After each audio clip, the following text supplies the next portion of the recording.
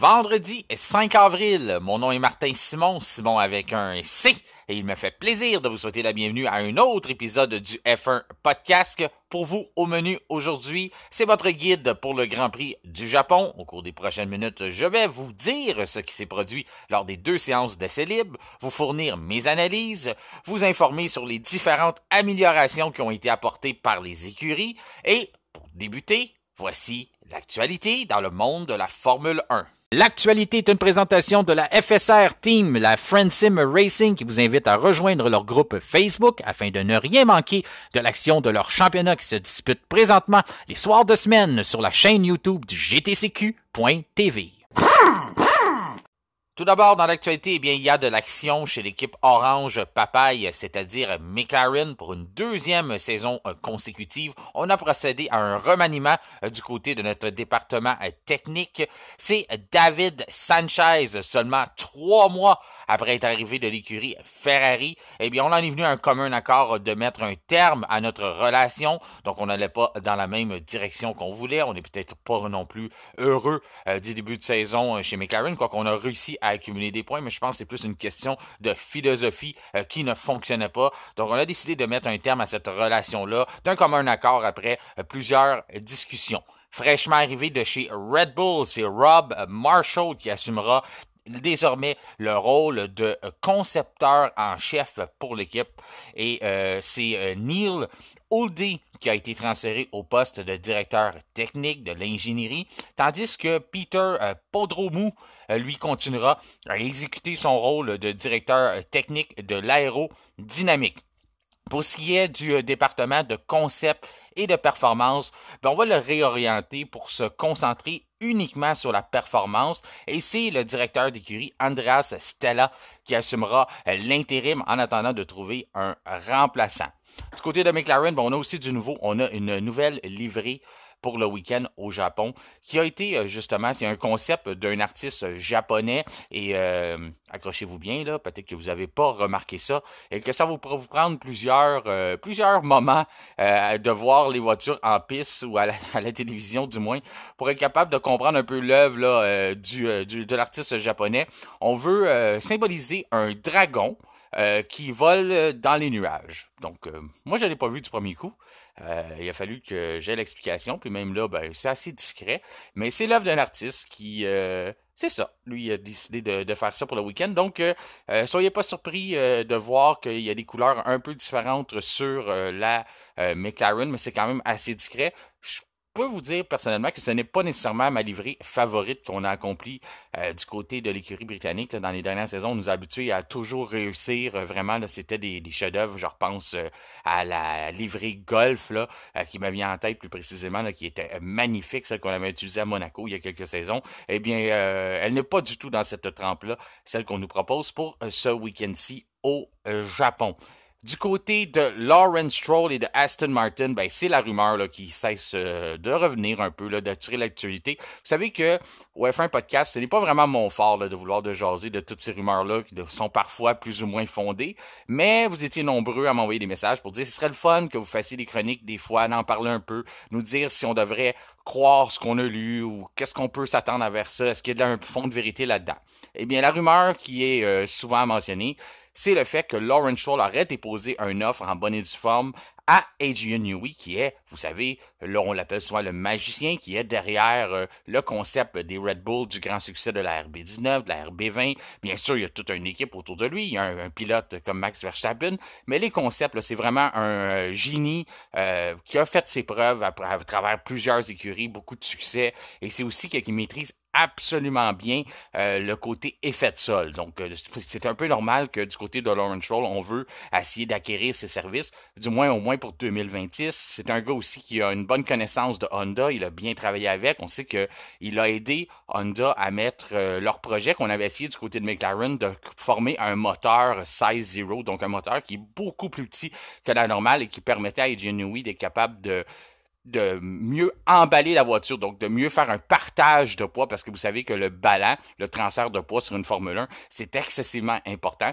Donc, en ayant un moteur plus petit, on était capable un peu de mieux assembler la voiture. Donc, c'est un des secrets derrière le succès des dernières années chez Red Bull. Donc, le partenariat avec Honda, la flexibilité, et ce que Adrian Newey a réussi à prendre un projet qui n'avait pas fonctionné pour Honda chez McLaren et le faire fonctionner chez Red Bull. Donc, vous savez, vous n'êtes pas sans savoir que en 2026, eh bien, Honda va se rejoindre à l'équipe de Lawrence Stroll. Donc, il y a un peu ce partenariat-là. Il y a aussi le fait que, par le passé, vous savez que Aston Martin, c'est aussi une marque de véhicule. Donc, pour une voiture qui était un hypercar qu'on appelle la Valkyrie, on avait fait appel à, justement, Adrian Newey pour aider à ce concept-là. Donc, il y a déjà eu du travail entre ces deux-là. Là. On se connaît.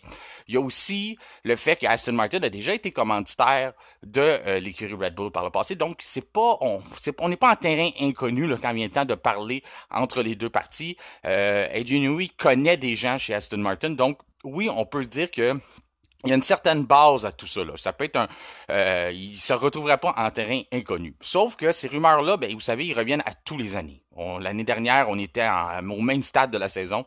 On était en pleine rumeur comme quoi il s'en irait probablement chez Mercedes, que son contrat n'avait pas été renouvelé chez Red Bull. Puis finalement, quelques semaines plus tard, on a entendu qu'il avait signé avec Red Bull. Puis normalement, ce qu'on nous avait annoncé à ce moment-là, au même stade de la saison environ l'année dernière, c'est qu'il avait signé un contrat long terme. Donc c'est un peu spécial que ça revient sur la table, sauf que je vous mets en situation. Si vous êtes un directeur ou un propriétaire d'écurie, puis vous ne faites pas les démarches pour acquérir l'un des meilleurs concepteurs de voitures de tous les temps, est-ce que vous avez vraiment votre place en Formule 1? Vous savez que c'est pas donné à tout le monde. Là. Az peut pas demain matin soumettre un offre à Adrian Newey. Mais si vous êtes un Lawrence Stroll, puis que votre plan que vous avez annoncé, que vous vous cachez pas, là, que c'est dévoilé au grand public, que d'ici 5 ans, vous voulez tourner votre écurie en une écurie championne, puis vous ne faites pas les démarches pour mettre sous contrat s'il y a une possibilité d'aller chercher un gars comme Adrian Newey, est-ce que vous faites vraiment votre travail? Ben, je pense que poser la question, c'est y répondre. Lawrence Stroll n'a pas le choix d'essayer d'aller chercher les services de Adrian Newey. Est-ce que ça va fonctionner? Ben, c'est seulement l'avenir qui va nous le dire. Est-ce que faut bouleverser le monde de la Formule 1 à cause que ça a été fait? Non, je pense pas. Je pense que c'est juste Aramco et Lawrence Stroll qui font ce qu'ils doivent faire pour essayer d'amener l'écurie à un autre niveau. Du côté de Ferrari, on essaye aussi d'aller chercher les services de Newey. Là, ce qui a fait un peu activer les réseaux sociaux et tout ça, c'est le fait qu'on aurait proposé 25 millions par année à Newey pour ce concept-là. Vous savez que Adrian Newey, autant chez Red Bull, n'est pas rémunéré des petits montants. Là. Il gagne des gros montants pareils. Donc que là, on se trouve à des chiffres de 25 millions, ben c'est pas sorti de l'ordinaire tant que ça. Là. C'est pas quelque chose qui lance tout le monde à terre. Là. Oui, ça paraît gros de dire il a proposé 100 millions à Adrian Newey, mais Adrian Newey est déjà très bien rémunéré chez Red Bull. Je vous dis pas qu'il gagne 25 millions par année, mais c'est pas quelque chose qui va... Il en gagne pas 4 non plus. Là. C'est pour vous mettre en perspective. Là. Puis, ce qui peut attacher un peu le fait que Adrian Newey pourrait rester chez Red Bull encore aussi, c'est le fait qu'on a un projet qui est sous la table, qu'on a fait ça un peu pour y faire plaisir, puis aussi être sûr de garder ses services, c'est qu'on veut lancer une voiture de rue chez Red Bull. Donc, on a plusieurs niveaux à notre entreprise. Là, on a plusieurs chapeaux. Donc, on a Red Bull Technology qui est en train de mettre sous pied un hypercar aussi, un peu comme la Valkyrie d'Aston Martin qui va s'appeler la RB17. Et ça, c'est vraiment le bébé de Monsieur Newey. Depuis plusieurs saisons, on travaille là-dessus. C'est son rêve, lui, d'avoir une voiture de route. Ça va être une voiture en édition limitée. Donc, même tout ça, là, on travaille encore sur ce projet-là, puis on annonce que cette sortie-là était prévue pour 2026. On n'a pas eu trop de développement, là. Je vous dirais que dans les 6 derniers mois, on a entendu qu'on aurait beaucoup de nouvelles en 2024 concernant ça, un possible lancement, des photos, tout ça, mais que tout se préparait pour 2026. On avait même avancé des prix et ces choses-là. Pour l'instant, vous savez, il s'est passé plein de choses chez Red Bull. On a eu, bien sûr, le début de la saison, mais il y a eu plein d'autres histoires autour de ça. Fait qu'on n'en a pas trop entendu parler de cette fameuse RB17-là, mais il y a ce projet-là qui est sur la table. Donc, pour moi, je me dis que tant que ce projet-là n'est pas rendu à terme, j'ai du mal à croire que Newey quitterait Red Bull. À moins que le projet tombe à l'eau puis que c'est plus quelque chose qu'on va avancer, ben là, je serais pas surpris qu'ils veulent quitter parce que l'ouverture à pouvoir faire des voitures de route pour avoir une voiture à son nom de concept, une voiture, un hypercar, et ça, la porte serait ouverte chez Aston Martin, puis ça serait aussi ouverte chez Ferrari. Sauf que, est-ce qu'il aurait la même fierté de faire une voiture pour Aston Martin qui ont déjà des voitures de route, ou pour Ferrari, que vous savez, là, c'est le domaine du supercar et du hypercar, eux autres, ils sont connus plus pour ça, là. Donc c'est leur domaine. Donc est-ce qu'il aurait la même fierté d'accomplir une voiture comme ça, ou plus d'en faire une chez Red Bull, qui est à la base une compagnie de boissons énergisantes qui a été montée sur pied, qui est là depuis le début, lui, en 2005. Donc de monter ça et d'en arriver à produire une voiture qui est vendue, là, c'est sûr que c'est pas vendu à monsieur tout le monde, on s'entend, là, ça va être des montants astronomiques, là, on avançait des 6 millions de dollars. Donc il y a encore ce projet-là sur la table. Donc il y a toujours quelque chose pour possiblement, là, on avait mis ça sur pied justement pour retenir ces services. Donc, tant qu'on n'aura pas un peu plus de détails sur ce qui se passe avec ça, j'ai du mal à le voir partir. Mais on sait jamais, ça peut changer vite en Formule 1. Puis Adrian Newey, par le passé, il a déjà fait le saut d'une écurie à l'autre. Il est déjà parti de chez Williams pour s'en aller chez McLaren. Il est déjà parti de chez McLaren pour s'en aller chez Red Bull. Donc, c'est pas la première fois qu'il veut aller relever d'autres défis. Pour ce qui est de l'actualité, toujours on poursuit, ben c'est Lewis Hamilton qui a eu, vous savez, il connaît le pire début de saison de sa carrière. Puis il y a une autre mauvaise nouvelle. En Australie, son abandon, donc son moteur, ce que ça a fait, c'est qu'il va se retrouver à ce qu'il lui reste 3 groupes motopropulseurs pour les 21 prochaines courses. Donc, les 21 dernières courses de la saison, ce qui reste au calendrier, il aura que 3 groupes motopropulseurs, donc il devra compenser avec ça. On peut déjà croire qu'il pourrait avoir des possibles pénalités qu'il devra prendre au courant de la saison à cause de ça, là. Ça, c'est dû justement à l'abandon en Australie. Son moteur, c'est un problème de conception qu'on a eu, puis on n'a pas pu le récupérer, là. Les dommages que ça l'a causé, il a été déclaré perte totale. Donc, automatiquement, on est obligé d'aller piger dans notre réserve tôt dans la saison. Donc, on part un peu, là, c'est encore une mauvaise nouvelle un peu pour lui. Donc, ça va être à voir dans les prochaines semaines, les prochains mois, quand est-ce qu'on va décider, là, on va écouler toute notre réserve de moteur, puis qu'on devra commencer à prendre des pénalités en sortant de la location qui est permise pour chaque saison. Une autre nouvelle, soyez pas surpris en fin de semaine si vous voyez Charles Leclerc porter un casque avec le numéro 17. Vous savez, le monégasque a le numéro 16 en Formule 1. Là, il va avoir le numéro 17 sur son casque. Eh bien, c'est en l'honneur de Jules Bianchi. Jules Bianchi qui portait le numéro 17. C'est un numéro qui est même retiré d'ailleurs. Lui qui avait perdu la vie au 42e tour du Grand Prix du Japon en 2014. Eh bien, il avait eu un accident. Là, si vous vous rappelez pas de la situation, c'était assez triste. Il pleuvait. Puis on avait envoyé un espèce de bulldozer en piste. Puis Jules Bianchi, on fait plus ça, là. Malheureusement, il a fallu que lui, il paye sa vie pour qu'on réalise que ça n'avait pas d'allure d'envoyer ces mastodontes-là en piste. Eh bien, il a rentré en collision avec lui, avec le bulldozer en question. Puis là, ce qui est arrivé, c'est que ça, c'est au Grand Prix du Japon 2014.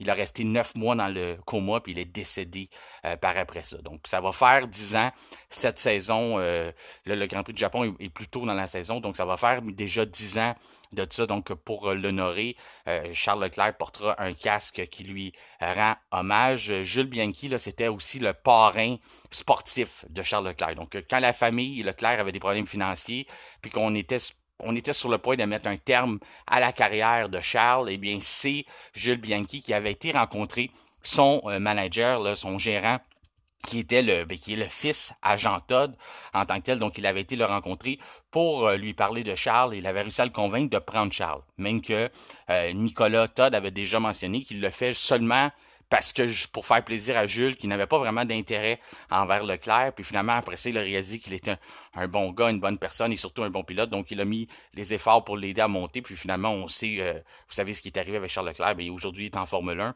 Mais c'est ça, il est très redevant. C'était son parrain. C'était aussi un ami de la famille. Donc, il lui rendra hommage lors du week-end au Japon. Eh bien, c'est ce qui conclut l'actualité. Maintenant, passons aux essais libres qui avaient lieu vendredi sur le circuit de Suzuka.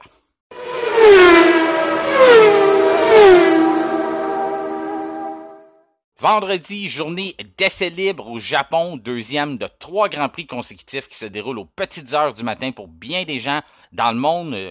C'est aussi la première fois en 38 ans que le Grand Prix se tient aussi tôt dans la saison. Suzuka, c'est un circuit généralement très apprécié des amateurs de F1 ainsi que des pilotes avec de longues courbes rapides, notamment les S dans le premier secteur, l'enchaînement d'Agner ainsi que les 200R et 130R. Pratiquement tous les virages là, à Suzuka sont légendaires. C'est aussi un des rares circuits dans le monde qui est fait en forme de 8. Donc, on repasse, le circuit se croise. Et quand on termine un tour, on a tourné aussi souvent à droite qu'à gauche. Donc, il faut vraiment bien balancer la voiture et être sûr d'avoir... c'est pour ça que c'est assez dur sur les pneus, parce que normalement, on use toujours un côté plus que l'autre, mais c'est pas le cas. Au Japon, les deux côtés vont être autant usés. Donc, c'est assez dur pour les pneumatique. Il existe aussi là, des parties un peu plus lentes. On pense à l'épingle, on pense aussi à la montée ou même à la chicane où c'est possible de tenter des dépassements.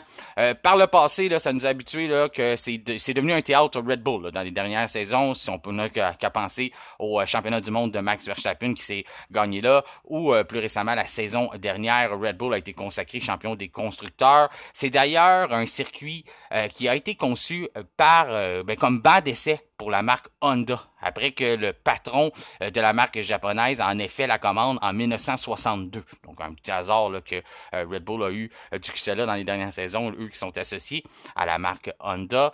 Les améliorations pour le week-end, ça c'est toujours important de savoir qui a apporté quoi. Eh bien, on a 8 des 10 écuries qui ont du nouveau matériel, notamment Red Bull. Red Bull, là, on attendait, il y a eu plusieurs rumeurs, des gens disaient « Oh, on s'en va vers le zéro ponton. C'est là que ça va être le zéro ponton. » Eh bien, il n'y en a pas de zéro ponton.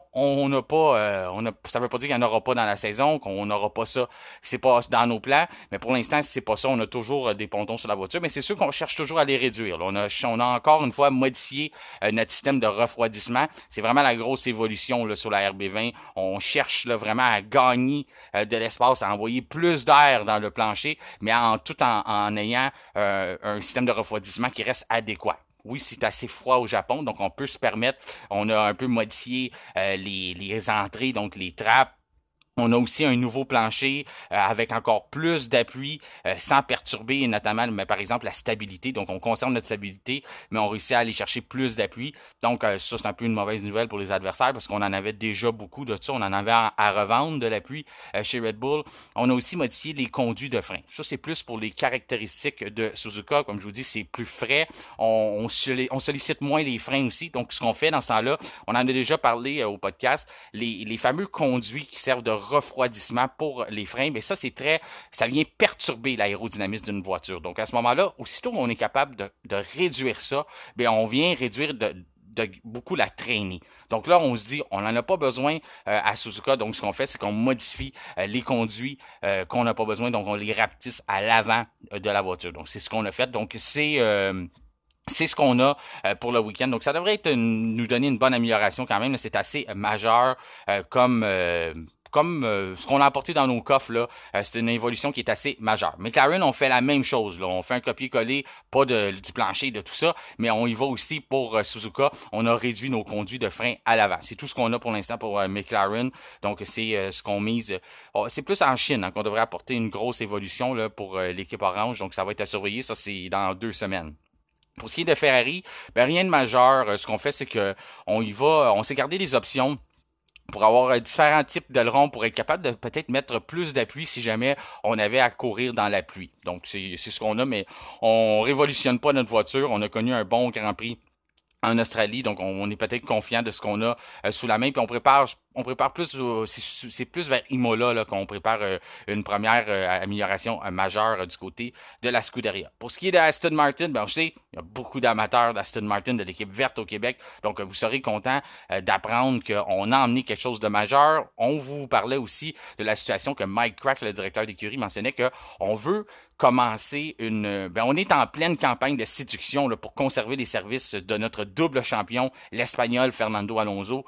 On veut l'impressionner au cours des prochaines courses. Donc, on s'est dit, là, je sais pas s'il y a un ultimatum qui s'est fixé à l'interne pour savoir quand est-ce qu'il allait prendre sa décision, mais on a mentionné que on voulait au cours des prochaines courses là, avoir des bons résultats et compliquer sa décision si jamais il voulait accepter l'offre d'une autre écurie, de lui montrer qu'on fait du progrès chez Aston Martin puis qu'on peut lui donner une voiture qui peut gagner. Mike Crack mentionnait notamment que ces champions-là ne veulent pas finir 5e, 6e, 7e, 9e, 10e. Ils veulent se battre pour la victoire week-end après week-end. Donc, c'est ce qu'on veut lui offrir. Ça fait partie aussi de la vision d'entreprise qui a été élaborée par Lawrence Stroll. Donc, on apporte, c'est majeur, c'est une nouvelle géométrie de plancher et des nouveaux diffuseurs. Donc, avec l'effet de sol, là, toutes les fois qu'on modifie une géométrie de plancher puis qu'on change un peu les diffuseurs, mais normalement, on cherche vraiment à modifier la base de la voiture. Donc, ça va être assez intéressant de voir si on a vraiment réussi à aller chercher plus de performance au cours du week-end. Peut-être qu'on ne sera pas capable nécessairement de tout débloquer ça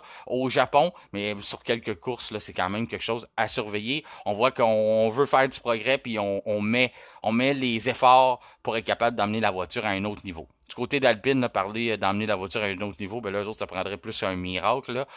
Ben nous autres, on a apporté des nouveaux ailerons pour réduire la traînée. On a des gros problèmes de traînée. On a une voiture qui est très lourde. On avait eu de la misère à passer les normes de sécurité en pré-saison. Donc, ça est venu un peu gâcher les plans du côté d'Alpine. Puis on essaie de faire du gros rattrapage. Là, on est vraiment dans le trouble. On risque fortement de terminer la saison comme la pire écurie du peloton.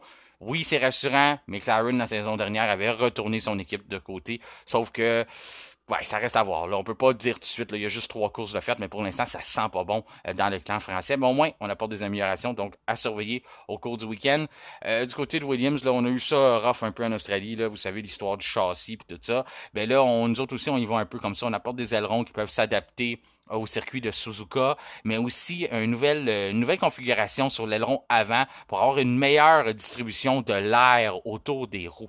Ça a été mentionné comme quoi que Alex Albon avait dit que justement il y a eu des problèmes avec l'usure prématurée de ses pneumatiques. Donc, si on cherche un peu à distribuer l'air autour des pneus, mais c'est peut-être justement que l'aileron ne contrôlait pas bien le débit de l'air, donc l'écoulement d'air. Puis à ce moment-là, ben ça venait ça venait perturber le travail des roues, le travail des pneus. Puis ben c'est à ce moment-là, ben on avait une usure qui était prématurée. Donc, en ayant cet aileron-là, c'est peut-être quelque chose qu'on va réussir un peu à contrer, là, un des défauts qu'on avait décelé notamment depuis le début de la saison. Du côté de Racing Bulls, ben on a un nouveau plancher aussi. On va dans cette philosophie-là, quand même assez majeur de ce côté-là. Après ça, du côté de Sauber, ben on a aussi un nouveau plancher. On mentionne que c'est fait pour but d'obtenir une meilleure stabilité. On trouvait que la voiture était instable. C'est plate que dans les améliorations, on n'a pas mentionné essayer de corriger nos arrêts au puits. Puis ensuite, ben c'est ça, c'est ce qui complète les améliorations pour le week-end. On peut passer aux essais libres. Maintenant, les essais libres, ben, vous serez pas surpris d'apprendre qu'il est arrivé quelque chose, puis c'est du côté de Williams. Logan Sargent a eu un violent accident en essai libre 1. Tout d'abord, là, c'est important de mentionner, parce que là, vous allez dire, ben là, j'ai de la misère à le suivre, lui. Vous savez, ça fait, depuis l'année dernière, je vous dis, la première séance d'essai libre, on ne se fie pas à ça, on fout ça aux poubelles, c'est jamais vraiment représentatif. Mais cette semaine, on change la donne, c'est la seule séance qu'on va vraiment couvrir, parce qu'il y a seulement environ 5 voitures qui ont établi des temps dans la deuxième séance, à cause de la température. C'était pas de la grosse pluie, c'est juste que il tombait une petite pluie, puis là, les équipes, ils tombaient pas assez pour qu'on puisse faire des tests sous la pluie, puis c'était pas assez sec pour qu'on décide de faire des tests dans le sec. Donc, on a attendu, puis finalement, le 3/4 du peloton a décidé de pas se présenter en piste. On n'a pas enregistré de temps. C'est un peu malheureux pour les gens qui étaient là sur place ou les gens comme moi qui étaient debout en plein milieu de la nuit pour essayer de voir des voitures de Formule 1 puis essayer de tirer des conclusions pour vous présenter ça avec certaines analyses. Ben, au moins, on avait regardé la première séance qu'on pensait qui était peut-être pas si importante que ça. Puis finalement, c'est la seule qu'on a eue pour faire un peu d'études. Mais Logan Sargent, lui, je reviens sur ce que je vous disais. Il y a eu un accident, encore là, des mauvais souvenirs de ce qui s'est passé en Australie pour James Valls. Par exemple, il a réussi à pas endommager son châssis, mais il a quand même endommagé sa suspension, son aileron, et il a craqué sa boîte de vitesse. Donc, c'est pas des bonnes nouvelles pour Williams. James Valls donnait une entrevue, puis il y a même le journaliste Ted Kravitz, je sais pas si vous le connaissez, mais pour la chaîne Sky Sports, qui a posé la dure question en disant, dans les 2 dernières séances d'essai libre, les EL1, c'est tes pilotes qui ont fait agiter le drapeau rouge. Pourquoi tes pilotes prennent autant d'accidents? Puis là, j'ai eu un moment de silence, puis il a bien répondu, James Valls, c'est un gars très posé, puis il a dit, ben, je pense pas que c'est nécessairement à cause des pilotes ou la voiture, je pense que c'est des circonstances, mais oui, il va falloir regarder ça. C'est sûr qu'on pose un stress sur nos pilotes en leur demandant de pas faire d'accident, puis des fois, ça fait le contraire. Les gars, ils savent qu'ils ont pas de pièces de rechange, mais en tout cas, c'est pas une bonne nouvelle pour Logan Sargent, il pouvait pas participer techniquement à la deuxième séance d'essai libre, mais ça a bien tombé que finalement, il n'y en a pas vraiment eu de deuxième séance, donc là, on va avoir le temps d'essayer de réparer ça, la voiture, mais c'est quand même de valeur là, qu'il n'y a pas eu encore une fois de pratique pour se préparer, puis toutes ces choses-là.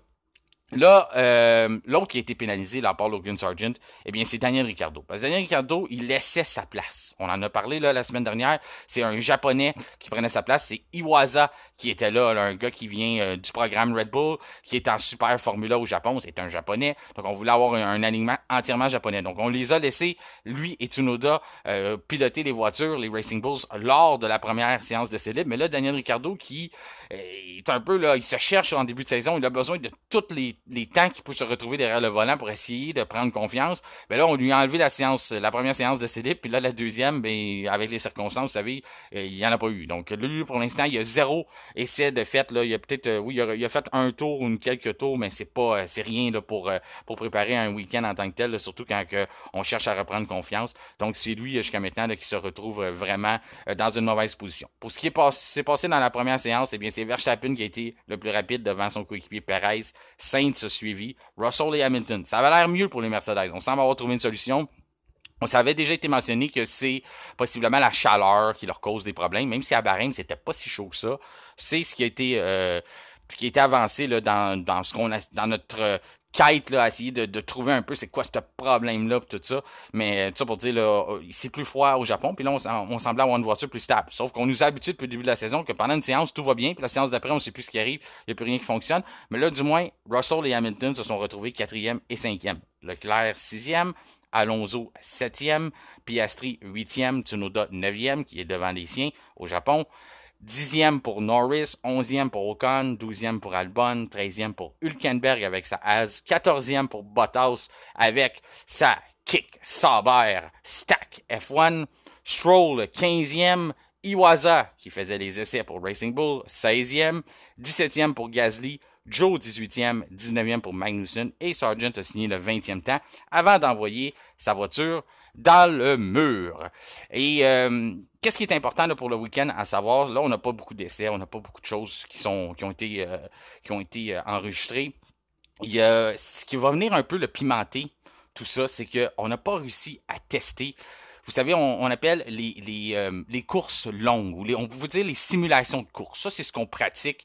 Normalement, on pratique ça soit la première séance ou la deuxième. C'est surtout dans la deuxième séance qu'on pratique ça. Ce qu'on fait, c'est qu'on ajoute du carburant à bord de la voiture, puis on essaie le plus possible de simuler le mode course. Donc, on met du poids, puis on demande aux pilotes de faire 15, 16 tours, 14 tours, 12, 11 tours à ce moment-là. Puis là, on accumule des données pour savoir l'usure des pneumatiques. Donc, souvent, on va faire ça en médium. Puis là, ça nous donne une idée pendant la course de dire, OK, après 15 tours, on était rendu à ce niveau-là. Donc, on sait que nos intervalles d'aéropuits vont être balancés. On va être capable de faire du 16, 17, 20 tours, 22 tours. On est capable de se projeter dans le mode course puis de dire, d'après ce qu'on a vu de ton usure de pneus, tu tournais avec tel temps, tes temps ont commencé à descendre environ de tel tour. Donc, on est capable de savoir que durant la course, on va être obligé de te demander de rentrer à peu près à ce temps-là. Donc, c'est toutes ces évaluations-là. Par contre, pour l'instant, à cause qu'on n'a pas eu la deuxième essai, ça n'a pas été fait. Donc, on s'en va dans le néant.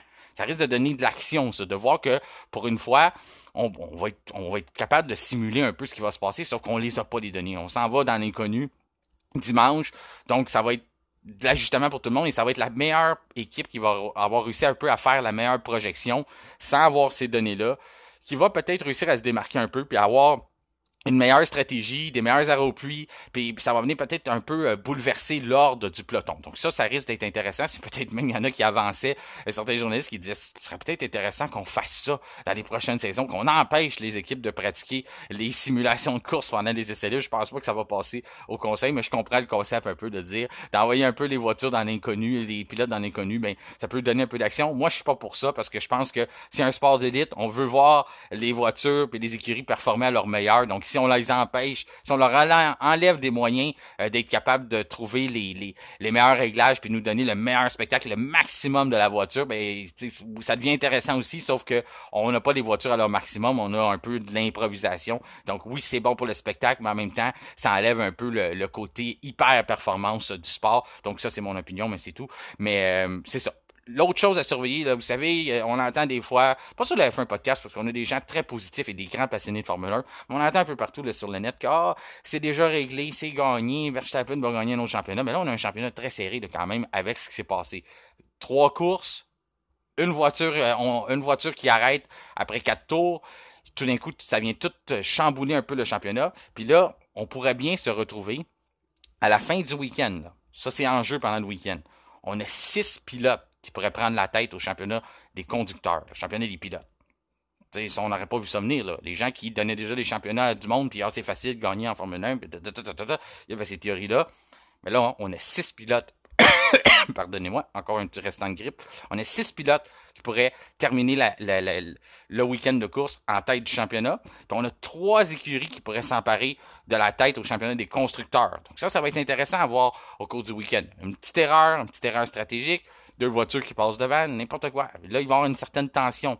Il y a un enjeu. C'est sûr que ça n'arrive pas un championnat. C'est pas qu'après 4 courses que tu t'empares de la tête que tout d'un coup, tout est changé. Sauf que ça donne un peu d'intérêt de voir que 6 pilotes, 3 écuries, tout le monde, tu sais, juste prendre la tête là, un petit peu pour Ferrari, là, ça peut aider psychologiquement. Ça donne de l'encouragement à l'usine, ça donne des espoirs aux pilotes, ça donne des espoirs à tout le monde qui travaille fort autour, aux partisans, tout ça. Donc, il y a beaucoup en jeu pour le week-end. Je pense quand même que Red Bull va être favori parce que on a apporté des améliorations. On l'a dit en début, je vous en parlais un peu plus tôt au début de la chronique, comme quoi que c'est un circuit normalement qui leur sourit. Verstappen était pratiquement imbattable la saison dernière. Là, en plus, il arrive avec encore plus le couteau entre les dents à cause de ce qui s'est produit en Australie. Donc, je pense toujours qu'ils sont favoris, sauf qu'il y a un enjeu pour plusieurs écuries et pour plusieurs pilotes, donc 6 pilotes. Donc ça va être à surveiller au courant du week-end. Donc, à ne pas manquer, je sais que c'est aux petites heures du matin, vous allez peut-être écouter en rediffusion, mais autant des qualifications risquent d'être très intéressantes à cause qu'on a tout ce facteur-là inconnu,